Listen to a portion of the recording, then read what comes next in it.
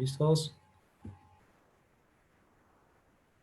Doctor Honorio, ¿tiene usted el pase? Sí. Buenas noches. Nuevamente, la Sociedad Peruana de Medicina de Emergencias y Desastres reinicia actividades científicas relacionadas con los temas actuales del coronavirus. Este es un programa que se está llevando a cabo, como ustedes lo están notando, semanalmente, y tenemos invitados especiales para tratar cada uno de los temas. Hoy noche tenemos la presentación del doctor Orlando Pérez Nieto. Él es médico urgentólogo e intensivista del Hospital San Juan del Río de México, Querétaro. Él es un experto en el tema y nos va a dar una explicación, supongo, bastante amplia al respecto. Yo le doy las gracias al doctor Pérez Prieto por haber aceptado nuestra invitación y a ustedes, amigos, por estar con nosotros y estar siguiéndonos. Voy a dar el pase al doctor Rodríguez para que haga la presentación oficial de esta sesión de la sociedad. Adelante, doctor Rodríguez. Muchas gracias. Muy buenas noches, doctor Honorio, doctor Valle, buenas noches, y a todos los colegas de la Sociedad Peruana de Medicina de Emergencias. El tema de hoy es un tema muy importante que vamos a tocar, es el tema de analgesia, sedación y delirio en COVID-19. Tenemos ya la participación ya previamente presentado por el doctor Honorio, del doctor Orlando Pérez Nieto, en la cual le doy la bienvenida. Doctor Orlando, buenas noches. Buenas noches, gracias por la invitación. Es un honor para mí que me hayan invitado y esperemos que les guste la plática. Ok, doctor. Entonces, bueno, como previamente ya lo he presentado, usted es un médico especialista en medicina crítica del Hospital de San Juan del Río, Hospital de Santo Tomás, Unidad de Cuidados Intensivos en la ciudad de Querétaro, de México. Y bueno, sin mucho más que andar, le doy el pase, doctor, para poder iniciar la ponencia y, ante todo, nuevamente agradecerle la participación. Perfecto. Entonces, voy a comenzar. Me dicen si se ve la pantalla, por favor. ¿Se ve la presentación? Sí, doctor. Sí, doctor. Perfecto. Bueno, entonces vamos a comenzar con este tema. Es un tema bastante importante porque tiene repercusión en morbimortalidad en los pacientes. A veces los pacientes graves no se mueren de la enfermedad que los lleva a emergencias y a cuidados intensivos. A veces se mueren de un mal manejo de sedación y analgesia, y eso es lo que le causa más días de estancia hospitalaria, más neumonía asociada al ventilador mecánico, más escaras, más infecciones, más gasto hospitalario, etcétera. Ahorita estamos batallando, por decir, con un paciente que tuvo infusión de midazolam por 7 días, un paciente obeso que está tardando en despertar mucho tiempo por una forma iatrogénica de dar un medicamento en infusión. Entonces, eso es lo que tenemos que tener en la mente, que nuestro actuar en un solo día puede tener repercusión hasta muchos días más si damos una sedación inapropiada, o también podemos repercutir en que el paciente genere delirio y eso incrementarle la mortalidad o la morbilidad. Entonces vamos a empezar a hablar sobre escalas del dolor para evaluar el dolor del paciente, medicamentos para el dolor, diagnóstico de delirium, cómo dar medicamentos contra el delirium y estrategias no farmacológicas para el delirium, y también vamos a hablar de los sedantes, cuáles son los más recomendados en pacientes graves. Primero, lo que hay que tener en mente es que el dolor es una experiencia sensorial o emocional que es desagradable. ¿Okay? El paciente lo tiene que sentir de alguna forma consciente regularmente el dolor. Sin embargo, también hay formas inconscientes de dolor que se manifiestan nada más por repercusiones fisiopatológicas como taquicardia, como hipertensión, como taquipnea, y a veces el paciente no está consciente tanto de este dolor. El que más nos importa para generar problemas neuropsiquiátricos como el delirium es el dolor que realmente está completamente consciente. Esto está asociado regularmente a un daño real o potencial en algún tejido del cuerpo. ¿Okay? En un paciente que está intubado por COVID-19 o cualquier otra enfermedad, el dolor directamente de entrada lo va a tener en la garganta, lo va a tener por tener un tubo donde no debe de ir. Y el dolor por una laringoscopía y por una intubación y por mantener un tubo ahí es bastante alto y puede llevarnos a consecuencias orgánicas y también neuropsiquiátricas. Hay varias escalas para determinar cuánto le está doliendo a un paciente. La idea es hacerlo de la forma más cuantitativa posible para otorgar estrategias al respecto. Un paciente que tiene un dolor leve, que nada más está incómodo, a lo mejor se puede manejar con paracetamol o con algún AINE, inclusive si son pocas dosis en hospitalización, no va a pasar nada, no va a hacer daño renal, ni va a ser una hemorragia gastrointestinal cuando son pocas dosis o pocas veces las que se usan estos AINES. En cambio, si se usan por mucho tiempo, ahí sí hay que tener mucho cuidado, más de 3 o 4 días de estar dando un AINE, mucho cuidado, ahí no se recomienda. Eso es para dolor leve. Para dolor moderado, se puede dar medicamentos como el tramadol, que ya no se considera tanto como un opioide, tienen otras 3 acciones diferentes. El tramadol es bastante buen medicamento para dolores moderados, y más si a ese le ponemos, adjuntamos con paracetamol. Y dolores más intensos, ahí sí requerimos opioides de mayor potencia derivados de la morfina. Puede ser la morfina misma, puede ser fentanil, puede ser sufentanil, o si el paciente ya tiene muchísimo dolor que no se le quita con el grupo de medicamentos que dije anteriormente, se pueden optar por otros medicamentos que se usan regularmente como antidepresivos o como medicamentos para el dolor neuropático como la gabapentina. Entonces, esto es lo que vamos a tener en mente. Por eso hay que medir el dolor, porque si no sabemos cuánto le duele, no sabemos qué grupo de medicamento vamos a usar. Si el paciente no se puede comunicar adecuadamente con nosotros o el paciente es un paciente pediátrico, es muy fácil poniéndole estas caritas en la cabecera de la cama y que nos diga cuál es la que más se asemeja a su estado de dolor, y con esto podemos optar por darle una terapéutica más dirigida. ¿Ok? Pero lo mejor es hacerlo un poquito más cuantitativo, y para esto la mejor escala para evaluar el dolor de los pacientes se llama CIPOT. Esta escala tiene 4 ítems que vamos a ver adelante. Está estudiada para pacientes graves regularmente, pacientes con cirugía cardíaca, pacientes no agitados, con neurocirugía, con injuria cerebral, con delirium, quemados, etcétera. O sea, pacientes que están predispuestos a mucho dolor. Ustedes saben que el dolor postoperatorio o dolor por quemaduras puede ser bastante intenso y pues puede llevarnos a malos resultados. ¿Qué es lo que engloba esta escala del CIPOT? Es bastante sencillo. Lo primero es expresión facial. Para observar la expresión facial de un paciente, para que sea algo objetivo, lo primero que tiene que estar haciendo el paciente es estar despierto. Si nosotros tenemos sedados a los pacientes de más, jamás vamos a poder evaluar ni su estado de conciencia ni su estado del dolor. Entonces hay que acostumbrarnos a despertar a los pacientes que no tengan mayores indicaciones de sedación. En el aspecto de COVID-19, desafortunadamente nos encontramos con que muchos pacientes, el problema pulmonar es tan severo que nos obliga a dejar sedados e incluso paralizados a los pacientes por muchos días.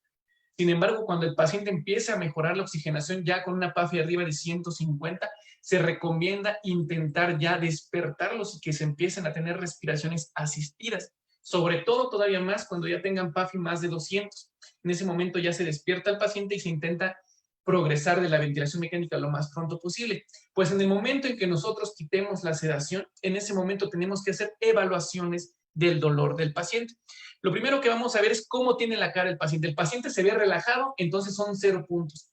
El paciente se ve como con una disconfort en la fase, pues le damos 1 punto. O el paciente tiene una expresión de la cara contraída por el dolor, le damos 2 puntos.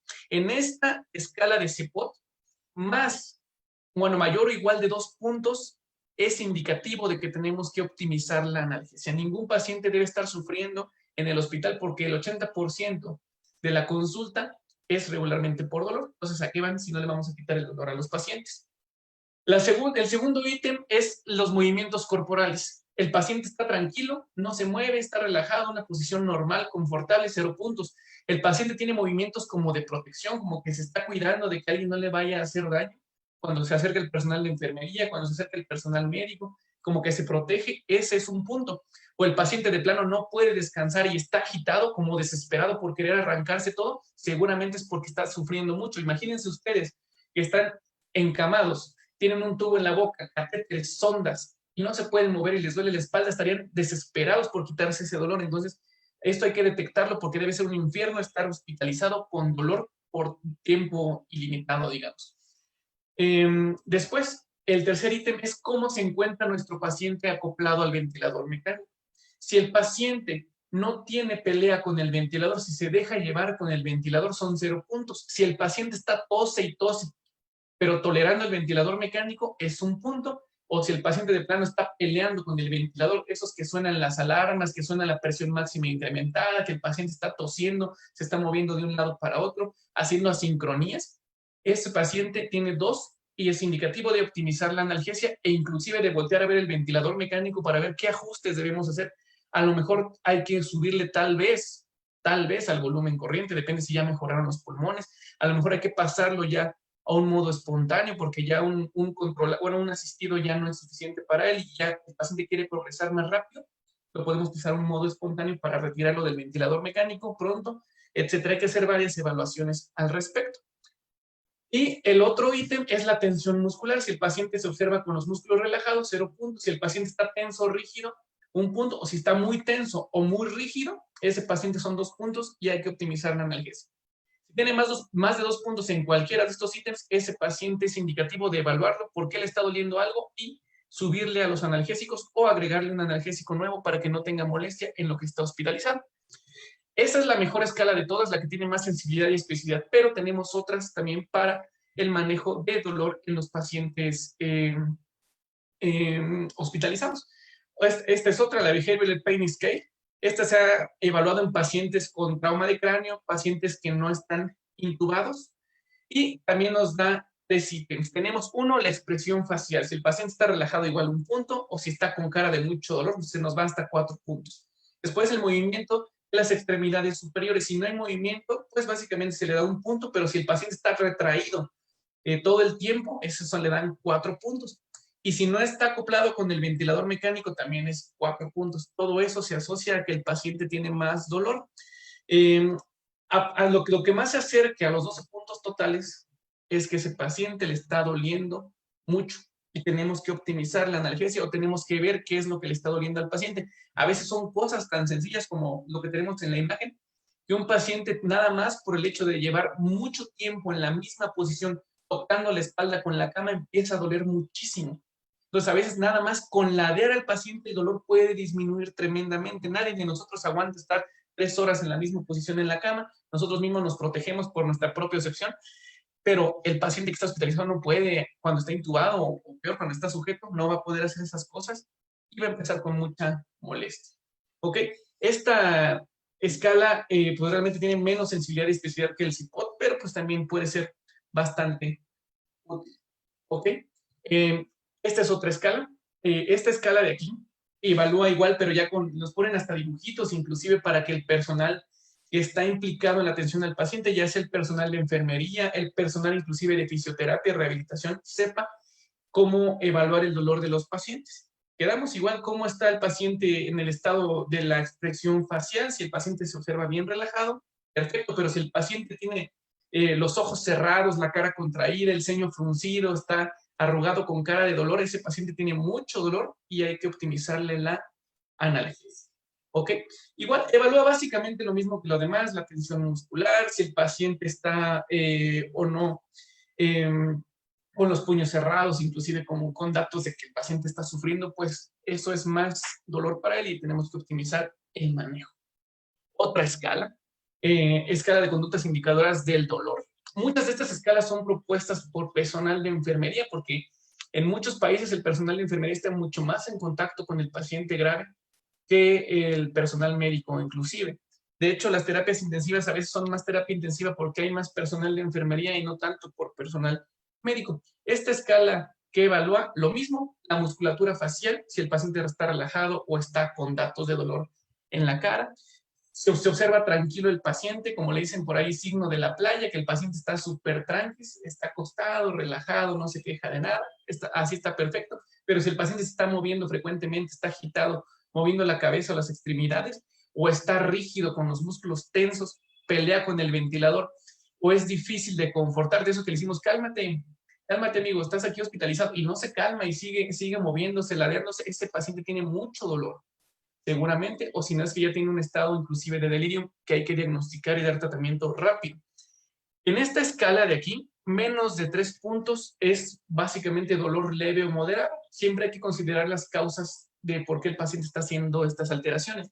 Pero si el paciente tiene más de 6, es un dolor muy intenso que hay que calmar regularmente con medicamentos opioides y coadyuvantes para que no tenga más molestia el paciente y quitarle el desencadenante del dolor, ya sea el problema tal vez pulmonar o el problema postoperatorio, lo que tenga este paciente. Esta es una escala muy bonita que hizo el personal de enfermería para los pacientes pediátricos, que es la escala FLAC. Ok, esta lo único que cambia es que en vez del movimiento de las extremidades superiores, observamos el movimiento de las patitas de las piernitas de los bebés. Si las piernitas de los bebés están tranquilas, pues no hay mayor problema, pero si el paciente está pataleando, está como queriéndose mover de un lado para otro, ese paciente, pues seguramente tiene más dolor. Igual es por puntaje de 0, 1, 2. Si el paciente está arqueándose, está rígido, ese paciente tiene 2 puntos más de dolor. Si el niño está llorando, son 2 puntos. Y si es difícil de consolar, inclusive por la mamá, que la mamá carga al niño y el niño sigue quejándose de dolor y todo, sigue llorando inconsolablemente, son 2 puntos. Y entonces ese paciente hay que darle más analgesia y quitarle el desencadenante del dolor. Ahora, esto es lo que se recomienda, lo que les dije. En sus hojas de enfermería y en sus notas médicas en cada turno debería estar un apartado pequeño de 4 letras mínimo que diga CIPOT tiene tal escala del dolor. Y la idea es que tenga menos de 2 puntos, o sea que estén 0 y 1 puntos. Si en la nota médica o en la nota de enfermería tiene más de 2 puntos, es que hay que hacer algo, optimizar la analgesia y buscarle el desencadenante para el dolor de este paciente. Eso es lo mejor que puede suceder. ¿Y qué otra cosa nos puede ayudar a determinar si el paciente tiene dolor o no? Algo tan sencillo como los signos vitales. Los signos vitales alterados pueden hablarnos en algunos casos de cómo está el estado nociceptivo del paciente grave, hospitalizado, intubado, etc. ¿Por qué?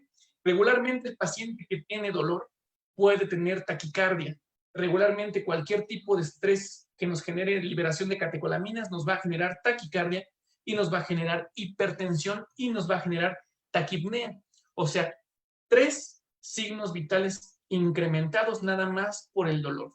La presión arterial, la frecuencia cardíaca y la frecuencia respiratoria. Inclusive el paciente puede llegar a desaturar porque al momento de tener tanto estrés adrenérgico puede incrementar mucho más el consumo de oxígeno del corazón. En casos graves puede empezar a claudicar y puede empezar a tener falla cardíaca aguda el paciente inducida por dolor. Pacientes que tengan riesgo de cardiopatía isquémica, si algo les duele mucho, mucho cuidado porque les pueden dar un cuadro de isquemia aguda que puede acabar mal, hasta arritmias, taquiarritmias. Mucho cuidado con esa situación de un paciente que sea de alto riesgo cardiovascular o postoperado de cardio, cualquier cosa, o un paciente con COVID-19 con complicaciones cardiovasculares. Mucho cuidado. Ya saben que el COVID se asocia mucho a arritmias, no nada más por lo que les daban antes de hidroxicloroquina y acitromicina a los pacientes, sino por sí mismos pueden hacer miocarditis viral por el SARS-CoV-2. Y aguas con esos pacientes. Mucho cuidado, muchos hacen fibración auricular, muchos hacen bigeminismo, trigeminismo, etcétera, etcétera. Entonces, cuidado con no manejar el dolor de los pacientes. El problema de los signos vitales es que tienen poca sensibilidad y tienen poca especificidad y mucho menos en un paciente que está intubado con sedantes, porque la mayoría de los medicamentos que usamos para pseudoanalgesia, la mayoría bradicardizan y hipotensan. Entonces el paciente puede tener dolor y ese dolor está escondido en los signos vitales por los sedantes. Por eso hay que usar las otras escalas. La que les recomiendo ampliamente es la CIPOT, que es la más usada en la mayoría de países. Está traducida a la mayoría de las lenguas de países donde tienen gran confluencia de gente grave, etc. Entonces es el mejor. Hay que apoyarnos en las escalas, no nada más con los puros signos vitales. Ahora, ¿cuáles son los medicamentos más recomendados para los pacientes graves? Este es un artículo que salió el mes pasado en Anales de Medicina Intensiva, donde observamos una tablita de medicamentos analgésicos, opioides y sedantes para usar en pacientes graves. Esta, por favor, tómenle captura a su computadora, tómenle captura a su celular donde estén viendo la plática. Les va a servir mucho. ¿Por qué? Porque no nada más les habla de las dosis que van a usar, las dosis de bolo, las dosis de infusión, los beneficios, sino también de los efectos adversos que a veces nosotros tenemos, o más bien no consideramos en los pacientes, como hipotensión. A veces el paciente ya no está tocado por la patología inicial, nada más está hipotenso y se requiere vasopresores porque tenemos el propofol a dosis muy altas, porque tenemos algún medicamento a dosis muy altas, ¿ok? Lo más usado regularmente para pacientes intubados graves es el fentanil. Se recomienda mucho más el fentanil que la morfina porque el fentanil libera menos histamina que la morfina. Y la histamina, como ustedes saben, es un vasodilatador que puede generar hipotensión en el paciente. Entonces, si el paciente de por sí llegó chocado, lo intubé, le hice una secuencia de inducción rápida y le pongo un sedante y para analgesia le pongo morfina, se va a hipotensar más que si le pongo fentanil. Entonces, el fentanil es una muy buena opción. Si lo tenemos, hay que usarlo. Ahora, una cosa que tienen que saber todos es que si el paciente tiene algún opioide como estos, fentanil, morfina, hidromorfona, el que tengan disponible, siempre pónganle paracetamol agregado, siempre. Porque si el paciente iba a consumir cierta cantidad de fentanil en el día, si ustedes ponen paracetamol, va a consumir menos cantidad porque hacen muy buena sinergia. ¿Ok? A menos que el paracetamol esté contraindicado o el paciente sea alérgico, solamente en ese caso no se da, pero si no, siempre hay que ponerle paracetamol a todos los opioides. ¿Qué otros medicamentos podemos usar? Ketamina. Si tenemos un paciente que de plano sí está muy chocado, que nos da miedo inclusive ponerle fentanil, podemos usar ketamina, porque este es más cardioestable. Es para pacientes que están más hipotensos. ¿Cuál es el riesgo de la ketamina? Que al revés, ahora en pacientes que tengan riesgo de cardiopatía isquémica, por decir, va a generar más taquicardia y más hipertensión y podemos llevar al paciente a una falla cardíaca por ketamina, sí, sobre todo si es a dosis muy altas. Entonces, la tendencia actual es a mezclar este tipo de fármacos y no dar solamente uno a dosis altas. Es mejor mezclar los fármacos, podemos poner fentanil, podemos poner un poquito de ketamina, podemos poner un poquito de paracetamol y con eso vamos a tener un efecto analgésico por más vías y menos efectos adversos porque no estamos usando dosis altas de cada medicamento. ¿Ok? Y de sedantes, ¿cuáles se recomiendan normalmente? En el mercado básicamente tenemos dos, tenemos Propofol y tenemos Midazolam. Aunque ahora la dexmedetomidina en las últimas 2 décadas se ha incrementado su uso y hay centros que todavía no cuentan con dexmedetomidina, pero es un muy buen fármaco. ¿Cuál vamos a usar mejor? Para infusión continua se recomienda en la guía de sedación analgesia 2019, guía PADIS, por si no la han leído, por favor, busquen la guía PADIS. Se recomienda nada más 2, Propofol o dexmedetomidina. Midazolam no. No hay que usarlo para poner infusiones continuas porque el paciente, si lo sedan 3 días con midazolam, va a despertar como hasta el día 5 o hasta el día 7, va a retrasar todo, va a despertar con más delirio, va a despertar con más efectos adversos. O sea, el midazolam no se recomienda para infusiones continuas. Pueden intubar a un paciente con midazolam, si quieren háganlo, pues no se recomienda tanto, pero lo que no deben hacer nunca es poner una infusión de midazolam.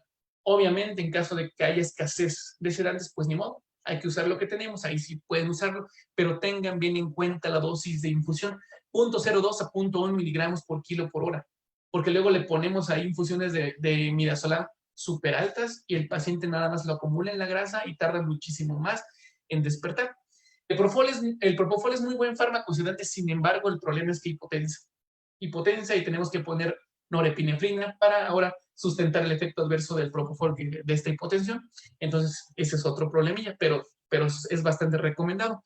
Y la dexmedetomidina acaba de salir un artículo hace aproximadamente 3 semanas, que se asocia a que hay menos inflamación sistémica al usar dexmedetomidina, inclusive los requerimientos de vasopresores de norepinefrina son menores cuando se usa dexmedetomidina que cuando se usa cualquier otro tipo de sedación. Entonces, si tienen dexmedetomidina, úsenlo, nada más chequen la frecuencia cardíaca porque es frecuente que cuando empezamos a incrementar la dosis de dexmedetomidina empieza a bajar la frecuencia cardíaca del paciente y cuando llega abajo de 50 ya hay que empezar a bajar la dexmedetomidina para que no se nos vaya a radicalizar tanto nuestro paciente.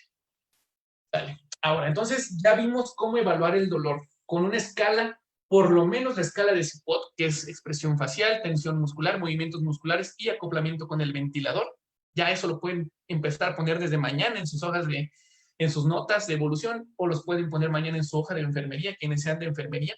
Siempre hay que poner eso. Y también vigilar siempre los signos vitales. Ahora ya saben qué medicamentos analgésicos usar, ya saben que pueden usar fentanil con paracetamol y de sedantes pueden usar, si está muy chocado, ketamina, si no está tan chocado, propofol, y en ambos casos pueden optar a ayudarse de dexmedetomidina.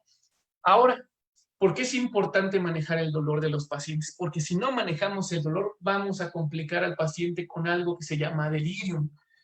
El factor mayormente asociado que desencadena delirium es el dolor y ese es un mecanismo que yo tengo la teoría particularmente que es un mecanismo de autodefensa de que si uno está sufriendo por algo lo que hace su propio cerebro es irse a otro lado.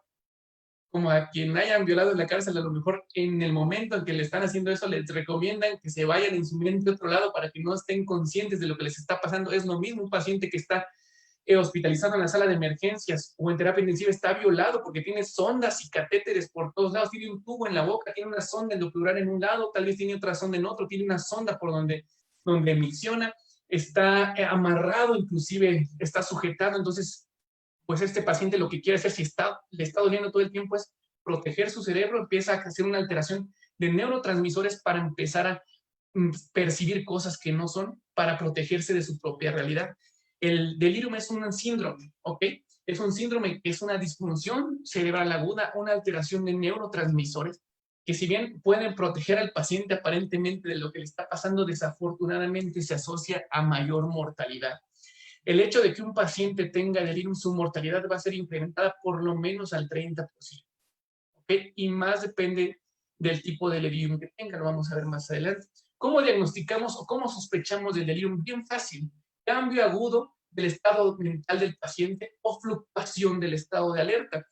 Es frecuente que en las salas de emergencias o en la hospitalización, el paciente todo el día, cuando pasan los familiares a la visita en la mañana y en la tarde, el paciente está dormido, completamente como que no le hablas y no te hace caso, pero en la noche cuando debería estar dormido, empieza a hacer todo el desgorre. Empieza a moverse, a agitarse, a querer arrancar todo, y al otro día de la mañana otra vez dormir. Entonces el familiar siempre lo ve dormido y nosotros en la noche siempre lo vemos agitado. Eso es un dato de que el paciente tiene delirio. 2, inatención. Tú le dices que haga algo, no te pela. Dice, oye, apriétame la mano, levanta la cabeza y no te pela, no te hace caso. En cambio está viendo para allá, que ve una cucaracha, que ve un elefante, que está haciendo señas de que está sucediendo alguna otra cosa. Eso es otro dato de delirio. Pensamiento desorganizado y alteración en el nivel de conciencia. Alteración en el nivel de conciencia, para eso debemos evaluar el estado de conciencia de un paciente que está hospitalizado por una escala que se llama RASS, que vamos a ver más adelante. Los criterios de DSM-5, el manual de diagnósticos psiquiátricos, diagnostican delirium con alteraciones en la atención, cambios cognitivos que sean de inicio agudo. No es un paciente que tenga un EBC isquémico de larga evolución, no, es un inicio agudo de curso fluctuante. El paciente a veces está bien, a veces interactúa adecuadamente, a veces está orientado, pero pasan las horas y otra vez se desorienta, se le va la onda y cae otra vez la manifestación plena del delirio. Y evidencia que la alteración es consecuencia de otra afección. ¿Cuál otra afección? Regularmente, algo de lo más frecuente es dolor, infecciones como neumonía, infecciones como infección de vías urinarias, u otras cosas como alteraciones hidrometabólicas, alteraciones del sodio, alteraciones de otros electrolitos, alteraciones de la glucosa, etcétera, etcétera. Este tipo de delirium va a darle hasta el 56% de los pacientes hospitalizados y desafortunadamente hasta el 80% en las unidades de cuidados intensivos. Los que más se ven afectados son las salas de emergencias actualmente porque los pacientes con COVID-19 no caben en la UCI. Todos están atascados en salas de emergencia, están atascados en hospitalización de los pacientes. Entonces, esto ocasiona que el delirium crezca tremendamente, ¿no? Y más porque no nos damos abasto con los pacientes. Imagínense este cuadro que tenemos ahí. Tenemos ahí un paciente que está en un cuartito, en un cuarto cerrado. Afortunadamente este cuarto sí tiene ventana, se ve que entra luz, pero hay cuartos, la mayoría de lados en los hospitales no tienen entradas de luz, entonces el paciente no sabe ni si es de día ni si es de noche. Ve a una persona que está enfrente de él cuando despierta, que está vestida de blanco, que trae una máscara, y el paciente ni se acuerda dónde está, no sabe qué le pasó, no sabe qué día es, qué hora es, cuánto tiempo lleva ahí, no sabe si sus familiares están bien, no sabe si están vivos, no sabe nada. Imagínense, y si no hablan con el paciente y no le empiezan a interactuar con él, pues ese paciente va a generar delirium rápido, rapidísimo, más si tuvo midazolam, si tiene sonda, si está amarrado, todo eso, eso es el riesgo básicamente de que un paciente genere delirium. El delirium, pues el riesgo está incrementado cuando el paciente tiene COVID-19, ¿no? En la COVID-19 ustedes saben que es una enfermedad bastante grave, potencialmente letal hasta el 83% de los casos de los pacientes intubados por COVID-19 a nivel mundial. Este artículo salió hace como un mes, también lo pueden buscar sin problema. Viene un poquito de todos los riesgos que hacen que el paciente le dé delirium más fácilmente, ¿ok? Pues de esto, el paciente tan solo de entrada Un paciente que tiene COVID no sabe qué le va a pasar. Me ha pasado que compañeros, amigos, familiares de amigos tienen ansiedad tan solo por el hecho de que les dio COVID, ¿ok? Porque ellos saben que el COVID a lo mejor en el paso de 5, 7, 12 días puede empeorar y puede llegar a que estén intubados inclusive. La pura ansiedad o la depresión que puede causarle este cuadro puede generar predisposición para riesgo de delirio, si se pone más grave y se acaba en el hospital este paciente. Entonces, eso. Ahora, el dolor que presenten, el COVID se asocia a dolor torácico, de tipo pleurítico regularmente, dolor de articulaciones, dolor muscular, cefalea, dolor retroocular. El dolor ya son 2 predisponentes para que el paciente tenga delirio. Si lo tenemos hospitalizado y está inmovilizado por completo, otro factor de riesgo para delirio. Algo súper importante, el cuadro rojo de la izquierda abajo, fíjense bien, dice restricción para las visitas. Eso se asocia muchísimo que el paciente haga delirio. Los que no han atendido pacientes con COVID saben que este es un parámetro muy importante. ¿Por qué? Porque los familiares se ponen ansiosos y el paciente se pone ansioso por no ver a los familiares. Entonces, esto predispone más a delirio. ¿Qué se puede optar? De una vez voy a hablar de un poquito de medidas no farmacológicas para el delirio. ¿Cómo se puede mejorar esto? Bien fácil. Actualmente todo mundo tenemos dispositivos móviles, un celular. Podemos ponerle el celular en videollamada al paciente, ya si está intubado o si no está intubado, independientemente con COVID-19, pueden comunicarse con su familia a través de videollamadas. Eso es lo que nosotros estamos haciendo en el hospital donde trabajo, Santo Tomás de Querétaro. Ahí ponemos videollamadas del paciente con su familiar cuando ellos quieren. Entonces, esto nos disminuye un poquito el riesgo de que tenga delirio. La incidencia de delirio donde trabajo en pacientes no intubados es muy baja, muy, muy baja. En pacientes intubados, desafortunadamente, sí es alta. Ahí sí, desafortunadamente, es muy difícil un paciente intubado por COVID-19 que no le dé delirio por tantas dosis de sedantes que tienen, etcétera, etcétera, etcétera. Ok, el paciente, fíjense en el segundo renglón del cuadro rojo de abajo, dice sensación de que el paciente está solo, ¿ok? Porque está con gente que no conoce y aparte que esa gente que no conoce trae la cara tapada, entonces eso debe ser pues bastante difícil de afrontar en los pacientes. El paciente tiene miedo, tiene desesperanza, observen el cuadro de arriba a la derecha rojo, dice desesperanza, eso también afecta a muchos pacientes, sobre todo mientras más edad avanzada tengan estos pacientes, más riesgo de que tengan delirio. ¿Ok? Ahora el cuadro de abajo a la derecha rojito dice ahí que el personal de salud tenga mucha carga. ¿Por qué? Porque mientras más saturados estamos de pacientes, menos empatía tenemos con ellos. Y eso, aunque uno quiera a veces atender a tantos pacientes de forma lo más humana posible, uno es humano y se cansa. Entonces empieza a haber algo conocido, algo parecido al síndrome del desgaste de cuidador, donde ya los médicos en las redes sociales ponen, no, la gente no se cuida, por ellas estoy aquí encerrado, dando todo, y la gente empieza con burnout. Y eso también contribuye a que, a fin de cuentas, nuestra acción con el enfermo sea menos efectiva de lo que debe ser y que pueda predisponer a delirio. ¿Ok? Otra cosa que a veces dejamos de lado, necesidades espirituales de los pacientes. El paciente nos vale gorro qué religión sea, si quiere una crucecita y nos vale madre. Entonces eso también puede generar que ellos tengan alteraciones pues neurocognitivas a la larga. Entonces todas estas cosas son puntos que hay dos, o vemos la carencia o vemos que estamos mal, o vemos la oportunidad y empezamos a actuar sobre cada uno de estos puntos, ser más empáticos, optimizar las áreas, hacer videollamadas con la familia, preguntarle qué lo haría sentirse mejor en ese momento, intubados o no intubados, principalmente los que no están intubados. ¿Cuáles son las implicaciones fisiopatológicas que llevan al paciente a tener delirio? Bueno, pues alteraciones en el flujo sanguíneo cerebral. Porque un paciente en choque tiene el flujo cerebral disminuido de entrada.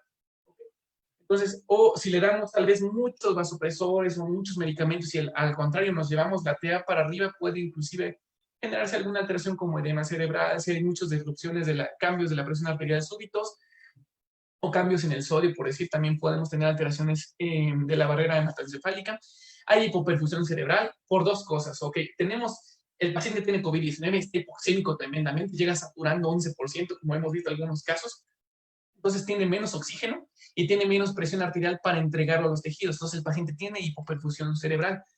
Hay degradación de la barrera hematoencefálica, disfunción endotelial, que es de lo más feo del COVID-19, la disfunción endotelial lo que genera es que se hagan microtrombos. Y esos microtrombos luego en el cerebro pueden generar después que sangre y haga microhemorragias secundarias.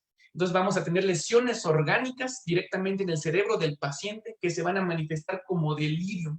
¿Okay? Vamos a ver algunas imágenes más adelante al respecto. Depresión de algunos neurotransmisores como la acetilcolina, depresión de la dopamina, serotonina, que son hormonas que nos hacen sentir bien. Si no las tenemos porque ya se nos agotaron, el paciente se va a sentir mal y más delirio, más agitación, y se hace un círculo vicioso de todo esto que nos lleva a incremento en la morbimortalidad del paciente. Este artículo igual recientemente salió en la revista de Critical Care, donde se observan cambios anatómicos estructurales en cerebros de pacientes que tienen delirium por COVID-19. Fueron como 70 y tantos pacientes, observaron cambios de microhemorragias, como las que se pueden observar en las flechas negritas en imágenes de resonancia magnética y en el FLAIR, en donde observamos microhemorragias, pero también observamos inclusive infartos en algunos pacientes, infartos que pueden llegar a ser pequeños, microscópicos, o pueden llegar a ser muy grandes. Ustedes saben que tener COVID-19 puede llevar inclusive a accidentes cerebrovasculares sistémicos grandes, que pueden empeorar todavía mucho más el cuadro del paciente. ¿Okay? Entonces, ¿cuáles son las etiologías más comunes para que el paciente tenga delirio? Enfermedades directamente neurológicas, un hematoma subdural, un EBC isquémico, hemorragias intracraneales, hemorragia subaracnoidea, cualquier infección. En este momento la que más nos compete es la infección pulmonar por virus SARS-CoV-2, intoxicaciones. Otra cosa que hemos batallado a veces, pacientes que son alcohólicos y que llegan por COVID-19, pues es un rollo porque hacen mucho delirium, entonces ellos sí requieren muchos más medicamentos que los habituales para poder controlarlos del delirio. Alteraciones metabólicas, hipoxia, ahí tienen en la mitad de la diapositiva a la izquierda dice hipoxia e hipercapnia. Entonces, si se dan cuenta, se nos junta una cola tremenda de factores y factores y factores y factores de riesgo que llevan al paciente a generar delirium. Entonces, como se dan cuenta, es algo, por eso es tan común en estas épocas en pacientes graves hospitalizados tener un montón de delirio. Malnutrición, deshidratación en algunos pacientes, desafortunadamente la deshidratación o tener un paciente con restricción hídrica puede ayudar a mejorar la supervivencia de los pacientes con síndrome de distrés respiratorio agudo, pero pues también nos va a llevar a que el paciente tenga delirium. Ahorita mismo tenemos un paciente con síndrome de distrés respiratorio agudo que está muriéndose de sed, entonces ya empezamos a darle de tomar ya vía oral, ya que está extubado, ya puede tomar líquidos por vía oral, eso le va a ayudar muchísimo a su estado de conciencia. Encefalitis, como también el SARS-CoV-2 puede causar encefalitis, puede dejar en delirio. Ahora, esos son los factores desencadenantes que no dependen de nosotros. Si está hipoxémico, si está infectado el paciente, eso no depende de mí, si tiene encefalitis, no. Pero ¿cuáles sí dependen de nosotros? Pues estos factores, ¿ok? Factores iatrógenos precipitantes, o sea, lo que nosotros hacemos que puede desencadenar un efecto adverso en un paciente. Restricciones, eso es de los primeros. La restricción es el último paso para el control del delirio, no es el primero, como a veces hacemos. A veces el paciente se está moviendo agitado, lo primero que hay que hacer es comunicarnos con él, dar manejo farmacológico, y si esto no tiene efecto, ahora sí podemos intentar restringir. Pero regularmente el paciente está agitado, lo primero que hacen es amarrarlo a la cama como si fuera un reo, o como si le aplicaran la judicial al paciente y ya acaba amarrado como las dos fotos de arriba. Eso está mal. ¿Ok? Eso puede generarle más delirium al paciente, hay que ponernos en sus zapatos. Catéteres donde sean, catéteres urinarios, catéteres venosos centrales, catéteres o sondas intrapleurales, etcétera. Deprivación del sueño, que el paciente todo el tiempo esté despierto porque está oyendo el ruidazo de la atención de urgencias, oyendo el ruidazo de la atención de terapia intensiva, de hospitalización. ¿Cómo podemos mejorar el sueño de los pacientes graves? Despiertos inclusive, bien fácil. Tápenle los ojos con unas gafas para los ojos que cuestan 20 pesos, le ponen ahí una tela en los ojos, un cubrebocas, estos rollitos, se lo ponen en los ojos también, con una vuelta, con eso pueden mejorar o disminuir la intensidad de la luz que cae sobre los párpados, o ponerles algodones en los oídos para que no escuchen todo el ruidazo de la atención a los demás pacientes, o de las ambulancias, o de los griteríos de la atención de un paro por ahí, lo que sea. Pueden comprar también los tapones para los oídos, cuestan como 20 pesos también para los trabajadores de industrias, son los que usan regularmente. Eso es lo que usamos nosotros en el hospital. Cuando tenemos ruido exagerado, usamos gafas y tapones para los oídos para los pacientes hospitalizados. En urgencias les van a ser mucho más útiles que en otras zonas. Entonces hay que usar eso. Dolor no tratado es parte de la plática. Identificar dolor y dar tratamiento rápido. Drogas, ¿cuáles medicamentos generan que el paciente tenga más delirio? Pues medicamentos anticolinérgicos, benzodiazepinas como el midazolam. Otra vez, segunda vez que lo digo, no lo usen para infusiones continuas. Opioides, desafortunadamente cuando damos un opioide como el fentanil por más de 7 días, no lo podemos suspender de golpe, porque el paciente va a hacer abstinencia. Entonces, eso le va a generar que el paciente en algún momento esa abstinencia se puede transformar en delirium. Entonces, mucho cuidado, hay que bajar la dosis de forma paulatina. Regularmente se baja el fentanil, si lo tuvieron más de 7 días y lo quieren quitar, hay que bajarlo a 1/3 de la dosis que lo tenían previamente, y ahí lo mantienen. Después lo van quitando poco a poco. Antihistamínicos, antiepilépticos, relajantes neuromusculares, agonistas dopaminérgicos, etcétera, inhibidores de la MAO, levodopa, esteroides, los esteroides causan psicosis en algunos casos, etcétera, etcétera. Y las cirugías también se asocian por ser un padecimiento metabólicamente muy agresivo, una cirugía grande, como cirugía de cadera, cirugías vasculares o torácicas, se asocian más a delirio en los pacientes. Y bueno, infecciones como cualquiera que nos cause sepsis nos puede generar predisposición para el delirio. Y delirio relacionado a la fiebre, o sea, el delirio que nada más da cuando el paciente está febril, le quita la fiebre, se le quita el delirio, que bueno, pero la mayoría desafortunadamente no son así. Algo muy importante en el tercer recuadro de abajo dice desarreglos metabólicos, pacientes con alteraciones hidroelectrolíticas como del sodio pueden tener más predisposición a delirio, sodio alto o sodio bajo. ¿Cuáles cosas que hacemos en la práctica diaria nos pueden llevar a esto? Que le pongamos todo el tiempo solución salina al paciente, lo vamos a llevar a sobrehidratación, sobrecarga de líquido, mayor mortalidad y a hipernatremia. O si todo el tiempo lo tenemos con una solución Harman o Ringer lactato, al revés, se va a ir a hiponatremia todo el tiempo y también a sobrecarga de líquidos, etcétera, etcétera, etcétera. Entonces no hay que dar líquidos de más. Si damos menos líquidos de los que estamos acostumbrados a infundir, que a veces son salina 1000 para 8 horas o 1000 para 12 horas, vamos a diluir menos la sangre y menos alteraciones hidroelectrolíticas vamos a tener. Entonces siempre hay que dar menos cristaloides, lo mínimo que sea necesario. Mejor el aporte hídrico tiene que ser dado por vía nutricional, ya enteral, si es lo mejor que le puede pasar al paciente. Vigilar siempre que los electrolitos estén en parámetros normales. Si el paciente tenemos sospecha de hipotiroidismo, hay que pedirle un perfil tiroideo, etcétera, etcétera. Esto vimos ya previamente, qué alteraciones nos pueden generar delirio, alteraciones del sistema nervioso central, sobre todo infecciosas, en este caso de COVID-19, mediadas por encefalitis por SARS-CoV-2, falla cardíaca. Acuérdense que los pacientes que tienen más riesgo de morir por SARS-CoV-2 son dos, uno son los renales crónicos y otros son el grupo de pacientes cardiópatas crónicos, no hipertensos. La hipertensión ya se desmintió que se asociaba a incremento en la mortalidad, afortunadamente no es así. Lo que sí, no sé qué hice.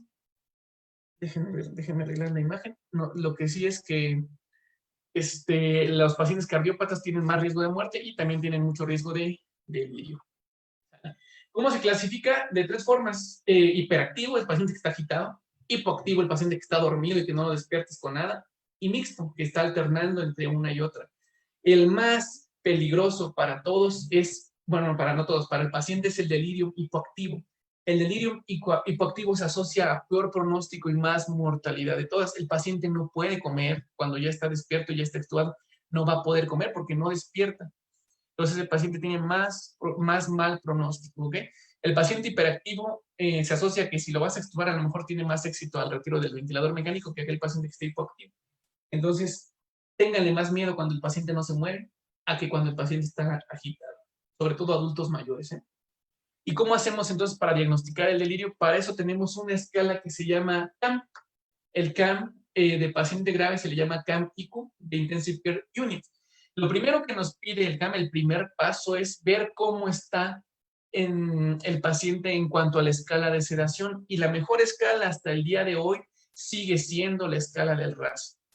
Si ustedes tienen algún tipo de monitoreo electroencefalográfico continuo, como el BIS, que es una línea nada más, un canal de electroencefalograma continuo para monitoreo de sedación, es igual de efectivo que la escala de RAS que estoy poniendo enfrente de ustedes y más barato, ¿ok?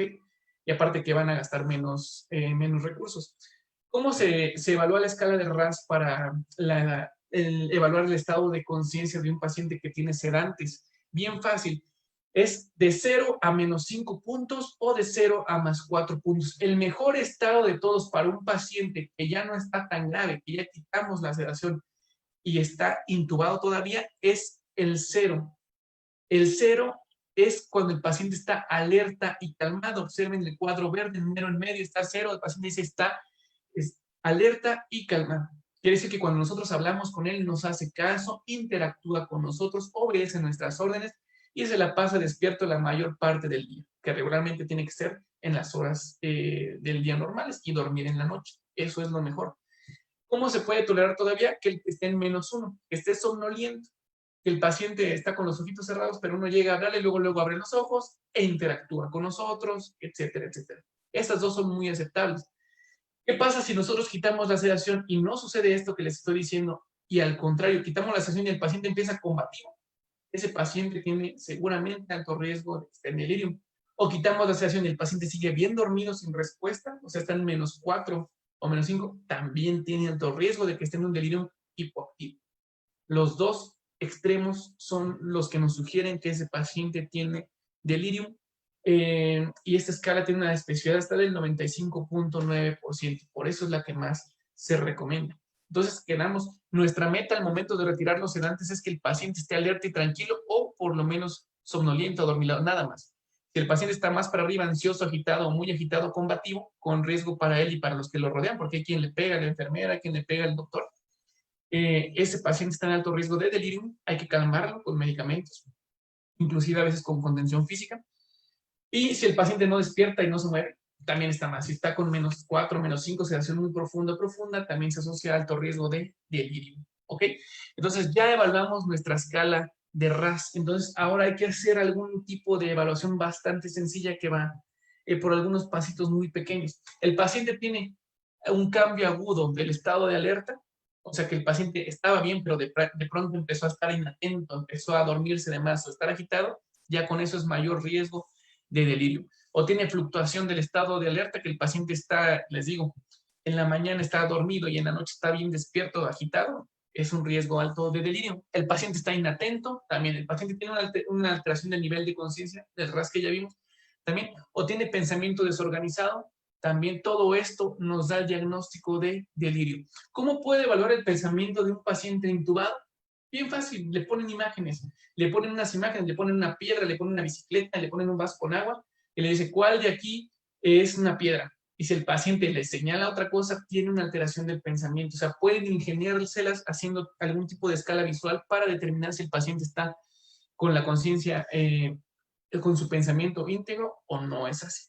Existen más escalas como esta, por decir, donde también evalúan de forma más objetiva por puntaje del 0, 1, 0, 1, depende si es sí o no, de acuerdo a alteración del nivel de conciencia, inatención, desorientación, alucinaciones, alteración psicomotriz, alteraciones para el habla inapropiada, que está diciendo groserías, el paciente que se está encuerando, cualquier cosa de esas, alteraciones del ciclo sueño-vigilia y síntomas fluctuantes, todo esto, si el puntaje nos da 0 puntos es normal, y si el paciente tiene más de 4 puntos, ya se diagnostica delirium.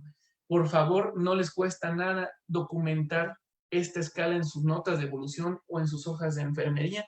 Si tienen más de 4 puntos, diagnostican delirium y es importantísimo porque hay que iniciar tratamiento rápido de tipo farmacológico y no farmacológico. Ahora, hay estudios que han intentado prevenir el delirio dando medicamentos como antipsicóticos, como dexmedetomidina o como haloperidol, para evitar que el paciente nos caiga en delirio. No se ha demostrado nada.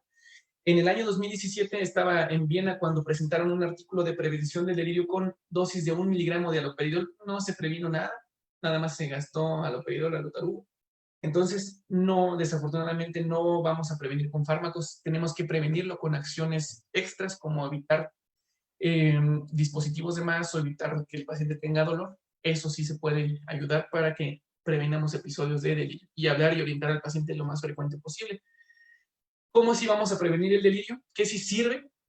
Evitar trastornos de los que ya hablamos, los predisponentes, evitar que haga desequilibrio electrolítico, cuidando lo que le estamos dando al paciente de soluciones, evitar que haga infecciones nuevas, infecciones nosocomiales sobre todo, porque si hace una IVO nosocomial, pues más delirio. Si hace una infección de sitio quirúrgico, más delirium. Si hace una infección, nueva infección pulmonar bacteriana ahora asociada al ventilador mecánico, bueno, pues más delirium. Evitar trastornos metabólicos, sobre todo de la glucosa. Ok, desafortunadamente en pacientes con COVID-19 hospitalizados, vamos a usar dexametasona. Está altamente recomendado usar dexametasona en paciente hipoxémico hospitalizado o intubado. Hay que usar dexametasona. ¿Qué hemos visto? Que los pacientes diabéticos, que ustedes saben que tienen más riesgo de tener COVID-19 grave, pues les ponemos dexametasona y ahí va la glucosa para arriba. Entonces, la glucosa descontrolada también se asocia a que el paciente pueda tener riesgo de delirium, no nada más por eso, sino porque el paciente con la glucosa incrementada orina de más, entonces se deshidrata de más, luego le da más sed y empieza otra vez el círculo vicioso para que el paciente lo lleven a delirium. Identificar factores de riesgo y evitar los factores que son culpa nuestra, como, por amor de Dios, tercera vez que les digo, no usar infusiones de midazolam. También se ha visto que evitar hemotransfusiones innecesarias ha disminuido el riesgo de delirium en los pacientes. Este es mi hospital, es un hospital de pueblo, es un hospital de segundo nivel de atención, es un hospital de provincia aquí en México, donde pues los recursos son escasos y hacemos lo mejor que se puede con lo que tenemos.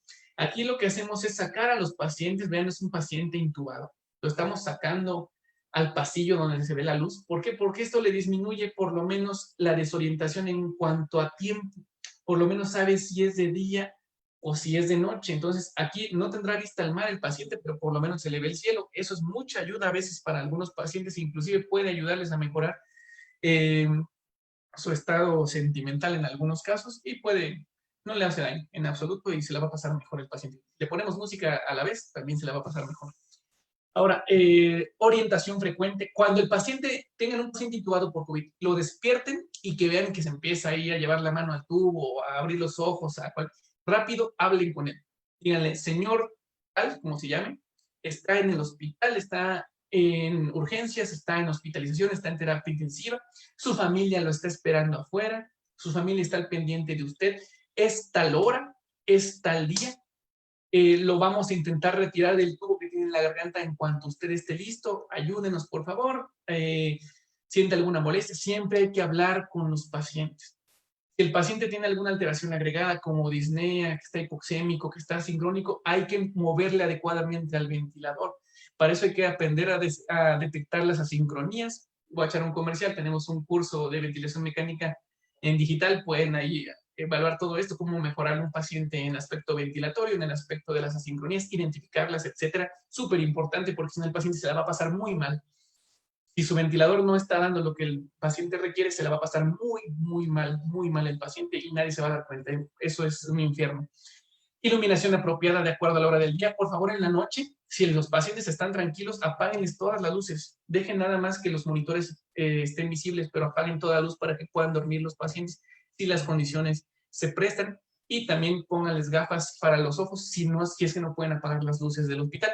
Apaguen la música en la noche, por favor. Ya sé que nos gusta a todos el reggaetón, pero en las noches, para evitar que los pacientes tengan delirio, hay que bajarle la música para que puedan dormir. O si queremos con nuestra música, perfecto, está bien, pero pónganles tapones a los pacientes. Optimizar el ciclo sueño-vigilia. Hay medicamentos que se pueden dar para que el paciente descanse en la noche. ¿Qué medicamentos? Hasta unos tan básicos como la hidroxicina, que se usa para las alergias, para el rash. Si al paciente le dan hidroxicina, le va a dar sueño como efecto secundario. De hecho, actualmente es el medicamento de primera elección CAS para los pacientes con ansiedad.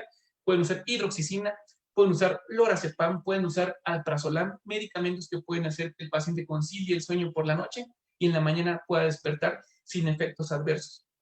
¿Qué van a hacer? Si ustedes le ponen clonazepam, eso le va a estar mal porque el clonazepam dura en sangre hasta 36 horas. Entonces el paciente le dan una dosis de clonazepam y duerme en la noche, y duerme en la mañana, y duerme la noche del otro día, y despierta un día y medio después, y con más delirio. Entonces no hagan eso. Adecuada hidratación. Si el paciente ya está extubado o el paciente no está intubado, que tome lo que él quiera, mientras no le haga daño, ¿ok? Si el paciente está hospitalizado, le pueden dar inclusive algún tipo de soda, algún tipo de refresco, no le va a hacer daño. O sea, si no está intubado, digamos así. Si es diabético, obviamente no lo vamos a hacer.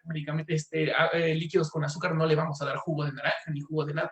Pero algo que le guste y que pueda adaptarse a las necesidades en ese momento va a hacer que tenga menos delirio. ¿Qué se usa en países como Colombia? Café. Café, inmediatamente extubar un paciente o un paciente que está hospitalizado, pueden usar café. Eso puede ayudar a disminuir el riesgo de delirio. Seguramente muchos de los que me están escuchando son adictos al café.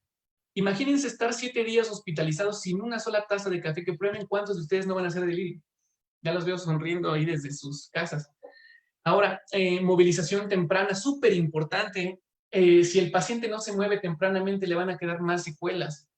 Y el paciente en casa inmovilizado tiene más riesgo de hacer delirium en casa y que lo traigan al hospital con un nuevo episodio de delirium y aparte asociado a una infección por neumonía, por postración o una infección urinaria, etcétera, etcétera. Todo tiene que ir de la mano para tratar el delirium. Y ahora sí, no menos importante, el tratamiento farmacológico.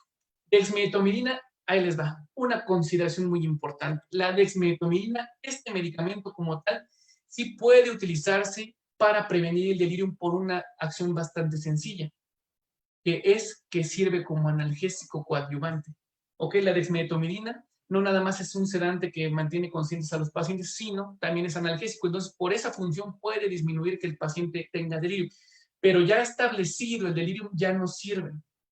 Ya no sirve, ya nada más si le suben a la dexmedetomidina o si se la ponen, nada más lo van a apuntar más al paciente, lo van a sedar más, pero el delirium no se le va a quitar. Medicamentos específicos para el delirium son antipsicóticos, ¿ok? El más usado en el mundo y que ha demostrado inclusive disminuir mortalidad es el haloperidol.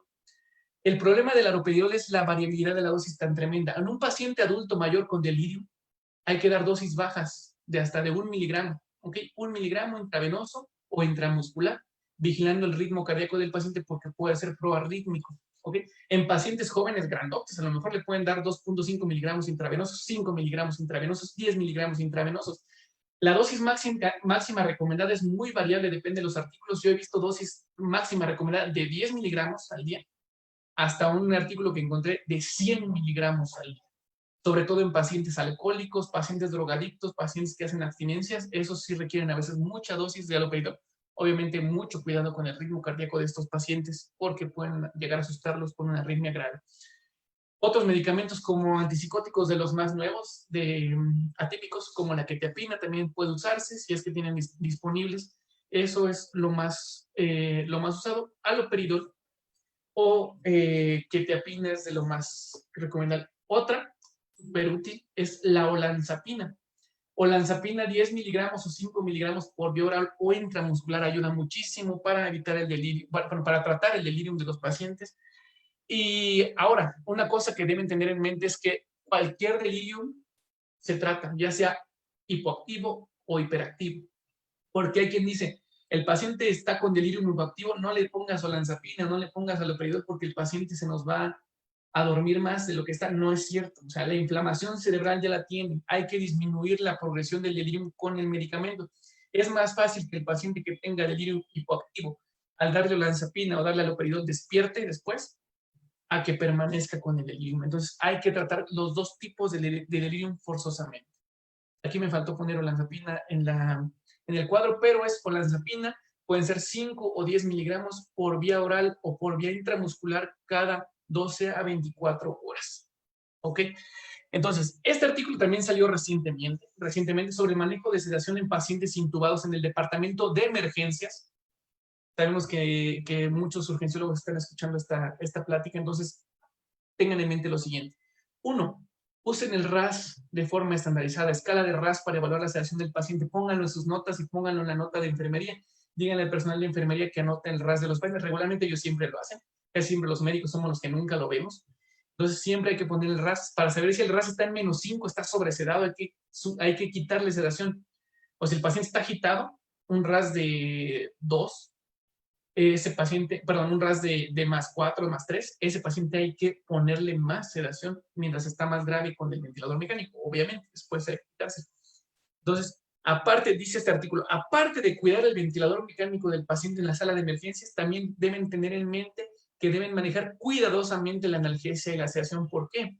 Porque hay pacientes que no están tan graves, o hay pacientes que están intubados y bajo ventilación mecánica por otras causas que no sean pulmonares ni neurológicas. A veces hay un Guillain-Barré, a veces hay un paciente en choque séptico. Esos no requieren sedación continua. Ellos lo que sí requieren es analgesia. Hay que quitarnos la idea que todos los pacientes intubados deben estar sedados. ¿Okay? Pero eso sí, hay que meternos a la cabeza que todo paciente intubado debe de tener analgesia.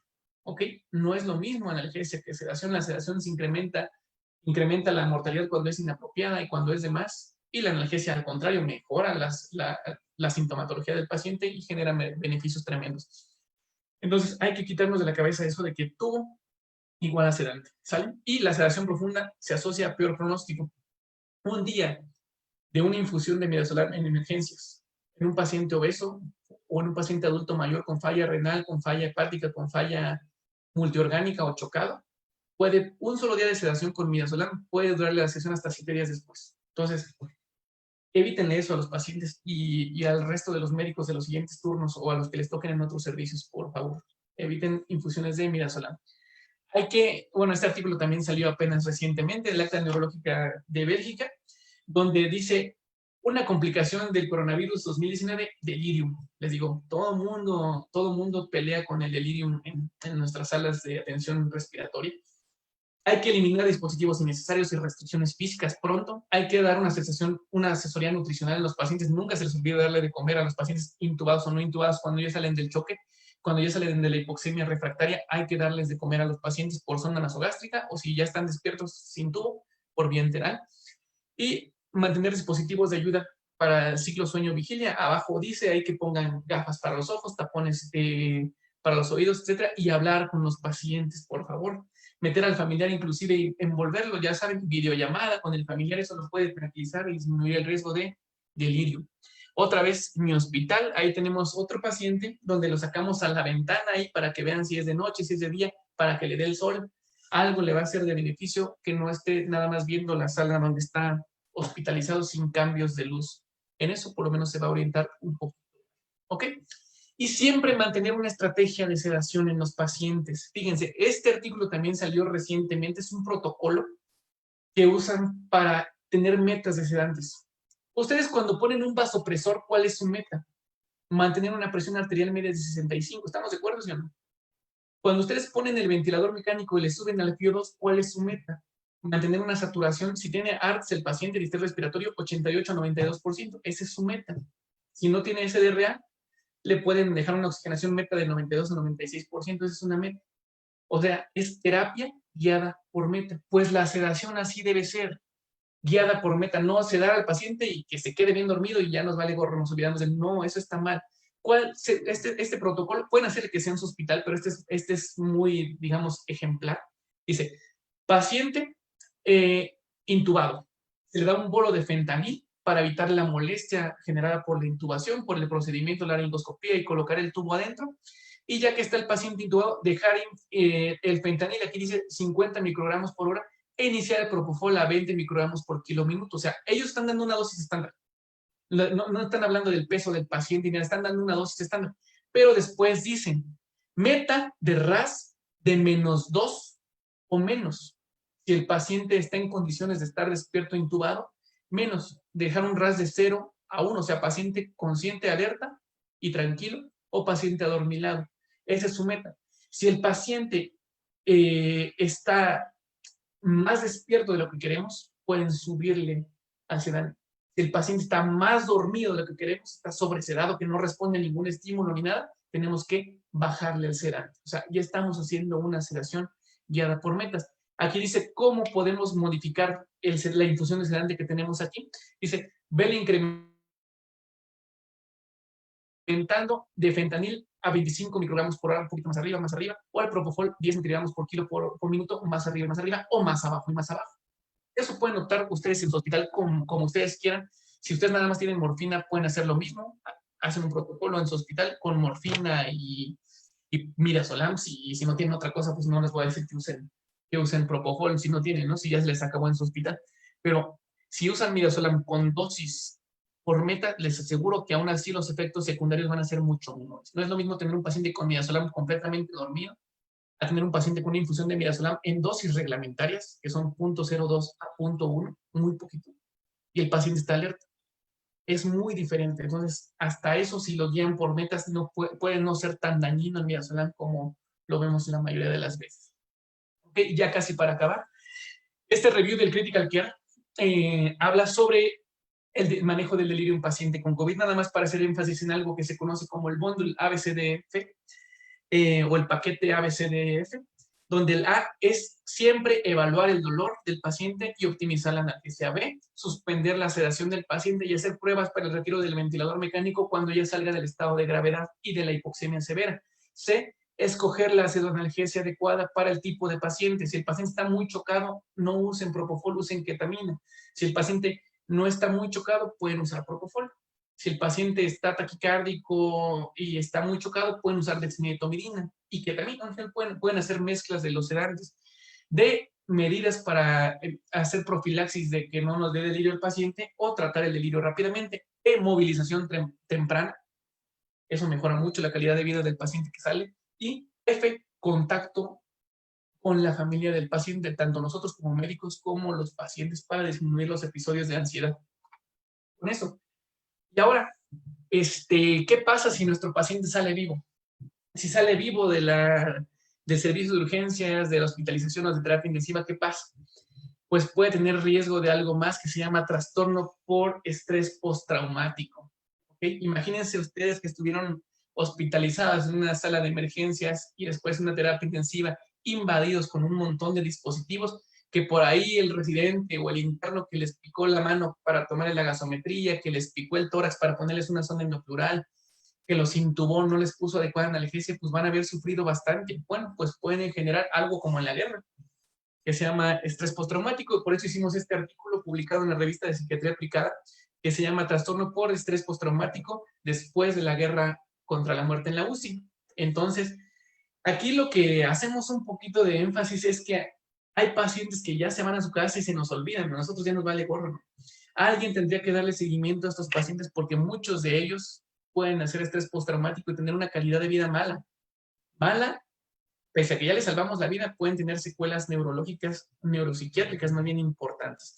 Para esto existen varias escalas para diagnosticar el estrés postraumático. Más bien lo que les aconsejamos es que deriven rápidamente a un médico psiquiatra especialista para que, pues, dé tratamiento farmacológico y también terapias de conductivo-conductuales para disminuir esta sintomatología por el síndrome de estrés postraumático. ¿Cómo lo podemos sospechar?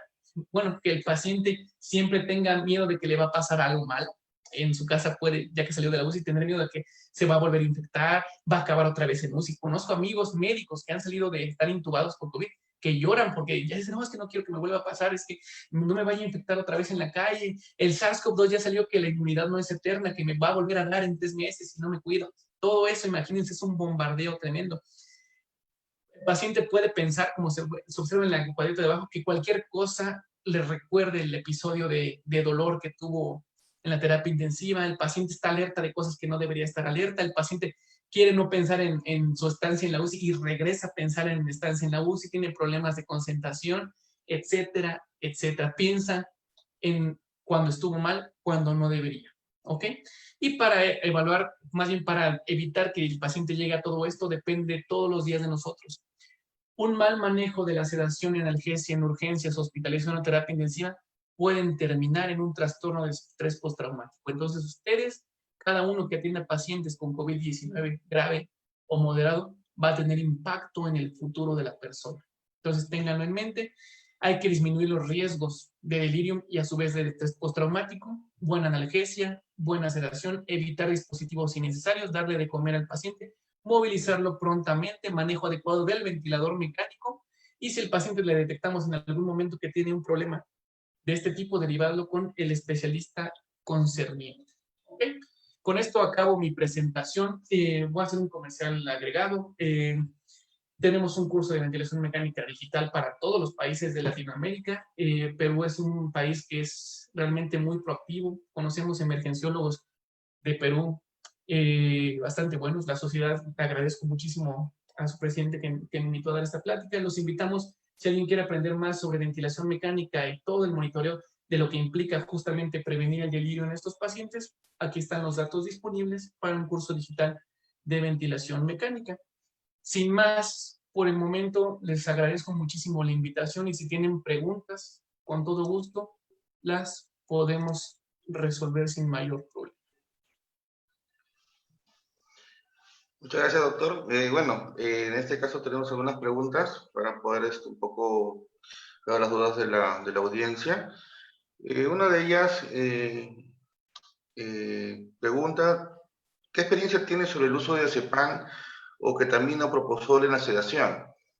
Ok, bueno, el Propofol sí se recomienda. Por la guía 2019 de sedación y analgesia, el Propofol sí se recomienda. Dosis máxima, no exceder de más de 4 o 5 miligramos por kilo por hora de Propofol, por favor, eso es lo único que hay que tener en cuenta. Yo nunca he visto un efecto adverso como los descritos como una acidosis metabólica severa por lo que le llaman síndrome de Propofol, afortunadamente, porque nos manejamos en dosis protectoras, pero hay que evitarlo, no hay que verlo para tenerlo en mente, ¿no? Propofol es bueno, la ketamina también es muy buena. Tenemos un paciente intubado ahorita con ketamina porque estaba bastante inestable hemodinámicamente, entonces la ketamina genera un tipo de disociación en el cerebro del paciente, lo mantiene pues regularmente con mucho menos dolor de lo que tiene y sirve como sedante. El diazepam puede usarse solamente en caso que no tengas otra cosa. O sea, no te voy a decir que no lo uses si es lo único que tienes, pero si tienes otra cosa como propofol o ketamina o dexmedetomidina, úsalos. El diazepam guárdalo para después, ¿ok? Igual hay que guardar el midazolam para después. Otra pregunta, doctor, es, en el caso de ustedes, bueno, o en el caso de la experiencia, usan el índice espectral, ¿no? Para la monitorización de la sedoemergencia. No, yo no lo uso. El índice biespectral, tengo experiencia con él porque sí lo usé muchas veces para pacientes neurocríticos. Actualmente ni siquiera en pacientes neurocríticos lo usamos porque la evidencia nos dice que usar el BIS, el índice biespectral, es igual que usar el RAS. Y el RAS no cuesta nada evaluar a la cabecera del paciente cómo está su estado de sedación. El BIS va a ocasionarles muchos problemas en pacientes con COVID. El primero es un aspecto técnico muy importante que es la fiebre.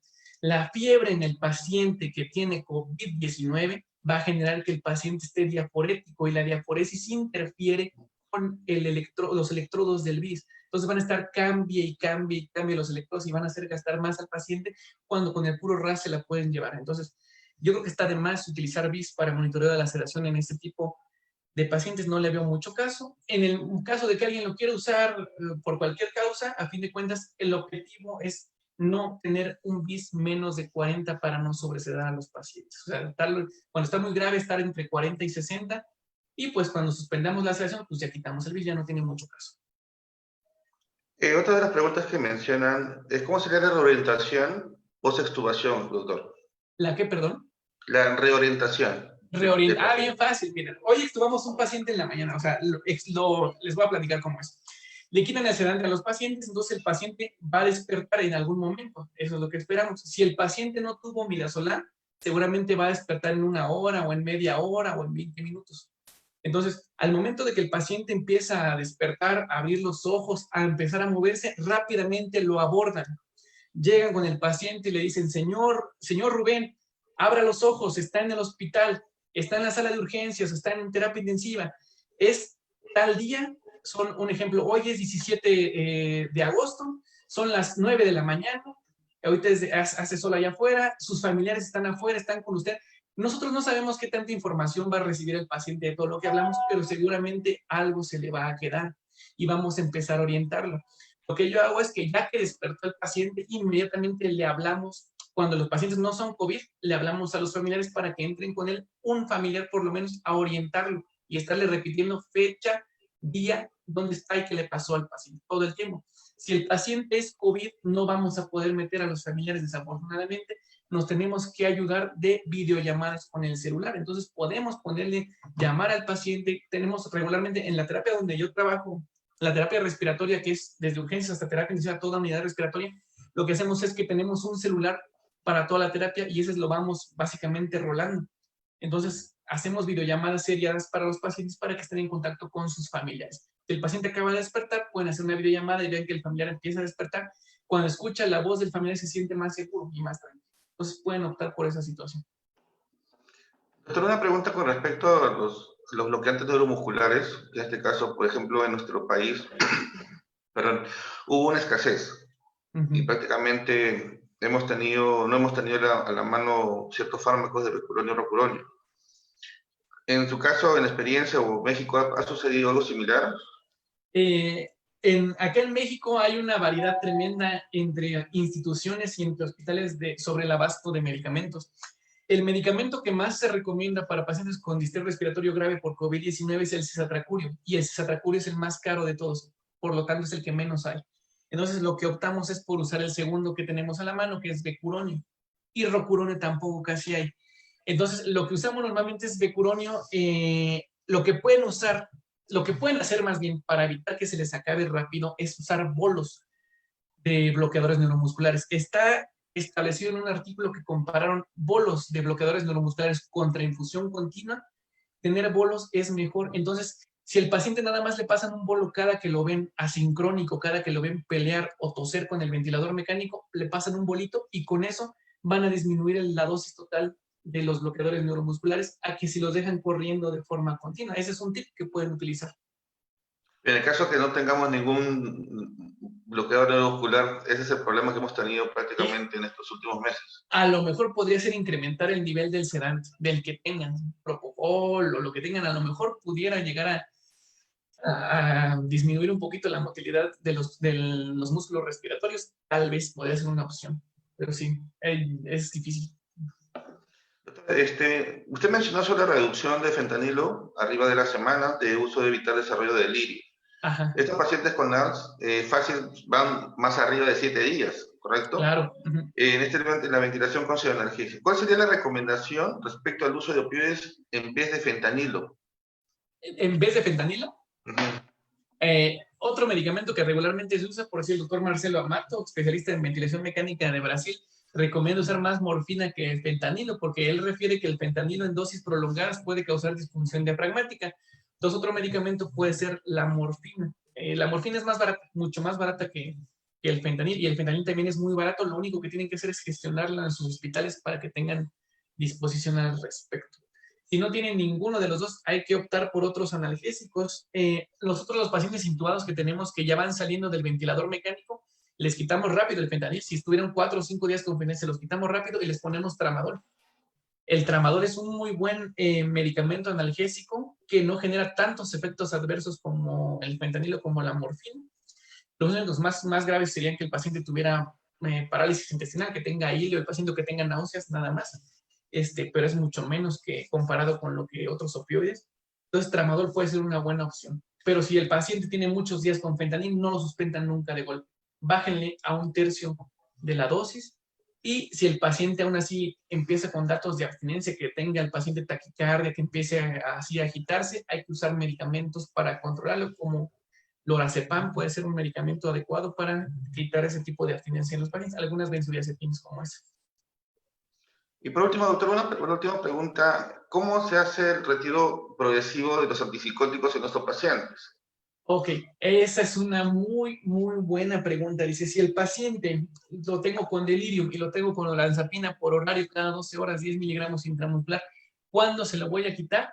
Pues la verdad es difícil saber. Cuando ya pasan tal vez más de 2 días sin que el paciente presente un periodo de agitación o de que tenga somnolencia excesiva, a lo mejor sería un buen momento para quitarle el medicamento. Sin embargo, les voy a ser sincero, en la literatura está establecido que los pacientes pueden permanecer con delirium hasta 3 meses. Ya inclusive cuando se van a su casa, pueden persistir con el delirium y seguir requiriendo este tipo de medicamentos. Por lo tanto, no hay una regla sobre cuándo suspender. Lo que sí les recomiendo es que si al momento de que no lo suspendan inmediatamente, porque a veces el paciente pone olanzapina, la orfidol, se calma, se orienta y todo, dice, ahí está toda madre, le suspendo el antipsicótico, y otra vez vuelve a ser un episodio de delirium. Entonces, lo que es seguro es que la olanzapina no le va a hacer daño si se queda más días puesta. Lo que sí es más peligroso es que se la quiten y que vuelva a tener otro episodio de delirium, porque iríamos para atrás. Entonces, pues, más bien, mucho criterio clínico, mucho juicio, y si el paciente ya no tiene predisponentes para delirium, un ejemplo, le iniciaste la olanzapina cuando el paciente todavía estaba intubado, todavía tenía catéteres, todavía tenía sonda urinaria, todavía estaba inmovilizado, quítasela cuando el paciente ya no esté intubado, cuando ya no tenga catéteres, cuando ya no tenga la sonda urinaria, cuando ya vea el día, la noche, cuando ya se vaya para ir para su casa, ya quítenle el antipsicótico, ya no va a tener tantos desencadenantes para generar delirium. Claro, lo que vemos muchas veces es que en algunas unidades de cuidados intensivos vemos el uso hasta de triple terapia antipsicótica. Por ejemplo, risperidona, quetiapina, aloperidol. Sí, híjole. Por eso les comentaba que la dosis que dicen los libros de aloperidol dicen hasta máximo 10 miligramos. Yo se los juro, he batallado con pacientes dando dosis super elevadas de antipsicóticos. Uno ya los tiene con 20 miligramos de lanzapina, ya los tiene con 20 miligramos del peridol y el paciente sigue agitado. Eso lo vemos frecuentemente. No sé si es porque es nuestra raza acá en Latinoamérica o porque somos más dados al alcoholismo, no sé por qué. O inclusive pacientes que tengan acceso a drogas neurolépticas, entonces eso tal vez predisponga a que el paciente sea muy difícil quitarle el delirio. Entonces hay que hacer mezclas de varios fármacos, como usted lo dice. Podemos optar por mezclar aloperidol con olanzapina, con risperidona, con quetiapina, con cualquier lorazepam. Tenemos ahorita un paciente desafortunadamente con COVID grave que despertó con delirium con 5 antipsicóticos. Entonces sí es un rollo manejarles el delirium en estos pacientes, es mucho rollo.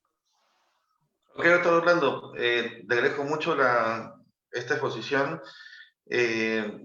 muy puntual y bueno, todas las dudas al menos que se han presentado se han podido cubrir, porque prácticamente es el día a día que nosotros vivimos con pacientes en lo que es la parte crítica de ventilación mecánica y sobre todo en estos tiempos que muchas veces hay muchos cambios con ese tipo de patologías que estamos viendo al momento, ¿no? Estos tipos de pacientes con bastante delirio que antes no hemos visto, ¿no? Pero bueno, ya con todo lo que usted nos ha mencionado, prácticamente nos ha quedado un poco más lo que es el buen manejo y el apoyo en este caso en la unidad de área crítica. Entonces, doctor, le agradezco mucho. En este caso, igual agradezco a la audiencia en este día. Es una buena sesión muy productiva, doctor. Doy pase al doctor Luis Honorio para el cierre de la sesión. Muchas gracias. Gracias a ustedes. Gracias, César. Doctor Pérez Prieto, ha sido una magnífica exposición la suya.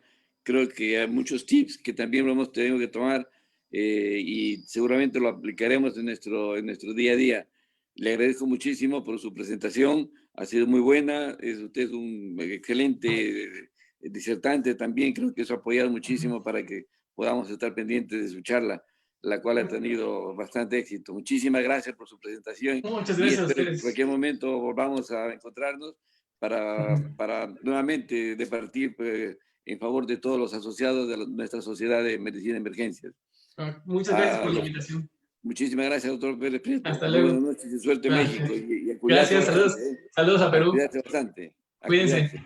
Hasta luego. Gracias. A los amigos.